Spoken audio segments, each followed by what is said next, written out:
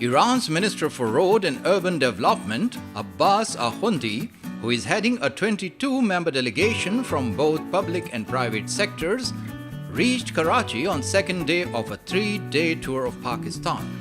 Abbas Akhoundi, to pay homage to founder of the nation, visited Mausoleum of Quaid-e-Azam Muhammad Ali Jinnah, laid flower wreath, offered Fatiha, and penned his sentiments in the visitor's book.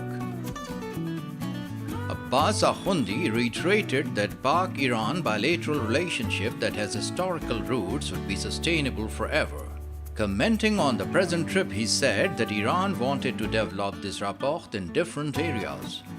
He said, as Iran's Minister for Road and Urban Development, his responsibility was to have very developed links. In this respect, he told that productive meetings were held with Pakistani counterparts that yielded fruitful decisions.